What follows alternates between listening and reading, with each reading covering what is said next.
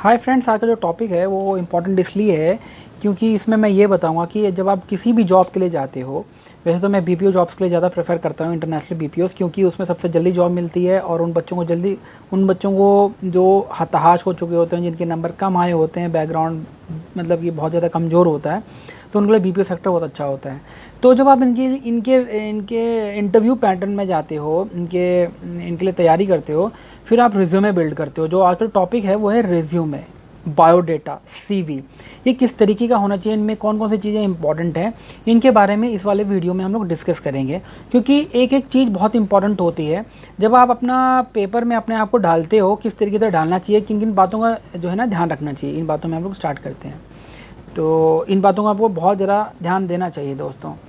तो जो सबसे पहली बात होती है रिज्यूमे की, आपको सबसे पहले उसका जो हेडर है और उसका जो बीच का पोर्शन है और जो उसका बॉटम है, उसको बहुत ज़्यादा ध्यान देना चाहिए।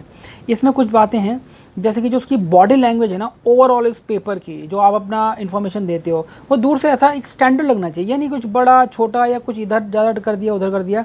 तो इस तरीके का आपको नहीं रखना है, आपको एक स्टैंडर्ड वे में उसको रखना है। जो बॉडी लैंग्वेज का पूरा ध्यान रखना है। तो सबसे पहली बात आती है वो है पेपर की। पेपर आपको A4 यूज़ करना है उसके लिए, क्योंकि एक स्टैंडर्ड पेपर होता है। ये नहीं बहुत छोटा बना लिया, बहुत बड़ा बना लिया आपने, ठीक है।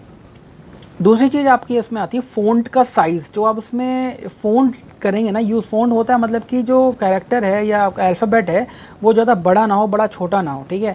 जो बहुत ज़्यादा पॉइंट की बात है उसको आप बोल्ड कर सकते हो, ठीक है।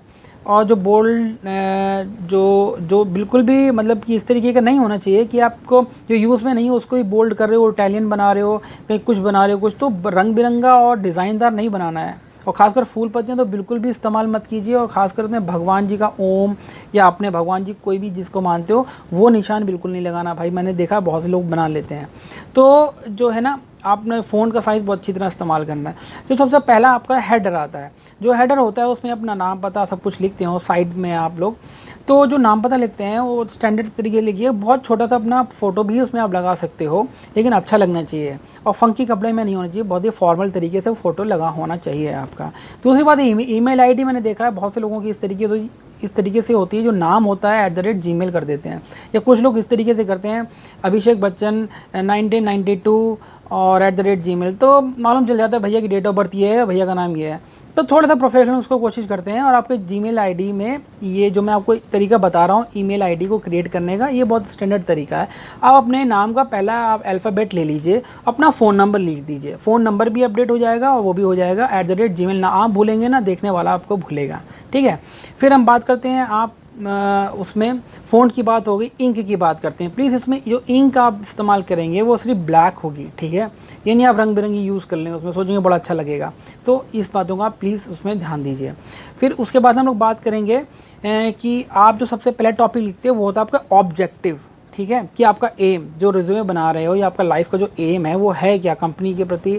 जब आपका एम देखती है तो वो उसे समझती है कि बच्चा सोच क्या रहा है। तो एम आप सिंपल भाषा में, अपनी भाषा में जो भी आपको समझ आता है वो लिख लो। किसी का आप टेपा टेपी मत करो, या कुछ मतलब आर्टिकल या कोई न्यूज़पेपर या कहीं से आपने देख लिया बहुत अच्छी लाइन है वो चुरा ली आपने लिख दिया, जिनका आपको मतलब भी नहीं पता। तो गाइस ऐसी कोई भी चीज़ मत लिखना जिससे आपको मतलब ना पता हो, वही चीज़ लिखो जिसका आपका मतलब पता हो। नकल कर सकते हो लेकिन समझ जाओ कि आपने लिखा क्या भाई, ठीक है, कुल मिला के। और चूँकि ये सब चीज़ें हमने भी की हैं, मैंने भी खासकर की हैं, लेकिन पता होना चाहिए। क्योंकि जो जो रिज्यूमे है वो आपके बारे में बयां कर रहा है, तो आपके बारे में जब आपको पता ही नहीं होगा तो आप क्या बताओगे। जैसे अपने नाम का मतलब आपको पता ही होना चाहिए ना, ठीक है। अब दूसरी बात हम लोग बात करते हैं, एम के बाद आपका आता है आपका एकेडमिक। एकेडमिक में आपने जो भी 10-12 में किया है, स्कूलिंग में जो भी कुछ किया है वो फुल फॉर्मेट में लिखिए। जैसे कि कौन सा बोर्ड था, क्या था आपका, कितने नंबर आए, कितने परसेंटेज आए, कौन सा डिवीजन है, बिल्कुल स्टैंडर्ड तरीके से लिख लीजिए उसमें, ठीक है। कौन सा स्कूल था, ये सब वगैरह। और उसके बाद आपका हायर एजुकेशन आ जाता है, ग्रेजुएशन पीजी ये सब आता है। उसमें आपको सेम कौन सा बोर्ड था, कहाँ से किया, कितने डिवीजन आए, कितने मार्क्स आए, इस तरीके से आप अपनी बातें जो हैं उसमें लिख सकते हैं। अब उसके बाद आपका आता है आपने कोई प्रोफेशनल डिग्री ले ली। तो मान लीजिए आपने कोई प्रोफेशनल डिग्री ले ली, टेक्निकल डिग्री जो खासकर लोग ले लेते हैं, तो उसके बारे में भी डिटेल आप उसी स्टैंडर्ड से रखिएगा। और कोशिश कीजिए ये जो आपका जो पहले आपने बताया एकेडमिक, फिर हायर और उसके बाद जो प्रोफेशनल, ये नहीं कि एक बॉक्सर का बहुत छोटा बन गया, एक बहुत बड़ा बन गया, इसको एक ही स्टैंडर्ड में रखिएगा जो देखने में बहुत अच्छा लगे, ठीक है। उसके बाद जो इंपॉर्टेंट टॉपिक आता है आपका हॉबीज़, आप करते क्या क्या, मतलब ये सब तो होता ही है। इसके बाद आपकी रुचि क्या है, मोस्ट इंपॉर्टेंट है। लोग उसको बहुत मजाक में लेते हैं, लेकिन ऐसा कुछ नहीं है। क्वेश्चंस जब पूछे जाते हैं सबसे ज़्यादा हॉबीज़ से पूछे जाते हैं, क्योंकि ये एक नेचुरल प्रोसेस होता है और नेचुरल तरीके से आप जिससे बहुत अटैच होते हो। जैसे कि किसी ड्राइंग अच्छा लगता है तो पूछता है एम्प्लॉयर, HR आपसे पूछता है कि किस तरीके की ड्राइंग है क्या नहीं है। तो आपको पता होना चाहिए हर एक टॉपिक में 10-10 मिनट क्या आप जो है ना बोल सको, इस तरीके से आपको एबिलिटी होनी चाहिए। क्योंकि मैक्सिमम जो आपसे क्वेश्चंस पूछे जाते हैं वो जो पूरे रिज्यूमे से पूछे जाते हैं, बट जो हॉबीज़ पार्ट होता है उस पर अगर बंदा नहीं बोल पा रहा है, दैट मीन्स कि वो अपने एक जो जो जिसको वो इन्जॉय करता है उस पर नहीं बोल पा रहा है, तो बाकी टॉपिक्स पे क्या बोलेगा, ठीक है। क्योंकि जो फ्रेशर लोग होते हैं उन पे ज़्यादा कुछ एक्सपीरियंस होता नहीं, तो यही सब चीज़ें होती हैं जिन पे जो है ना इंटरव्यूअर क्वेश्चंस पुटअप करता है। तो प्लीज़ वही मेंशन कीजिए जिसमें आप लोग बोल लेते हो, कम से कम 10-15 मिनट तक बोल ही सकते हो आप, ठीक है। तो कोई इंप्रेशन जानने के लिए लिख देता है जैसे स्विमिंग, हॉर्स राइडिंग, तो फिर आपसे पूछेंगे तो आप बता नहीं पाओगे, तो यहाँ पे स्टक हो सकता है मामला। फिर फैमिली बैकग्राउंड होता है।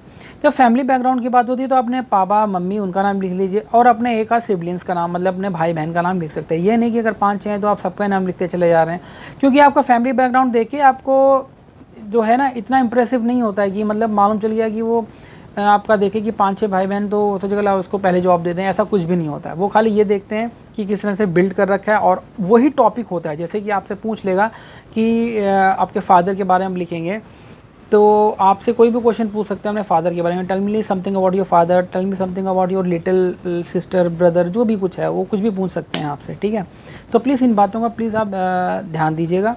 और अगर कुछ भी आपको लगता है कि समझने लायक है या आपको कुछ क्वेश्चंस लगते हैं तो प्लीज़ मुझसे पूछिएगा।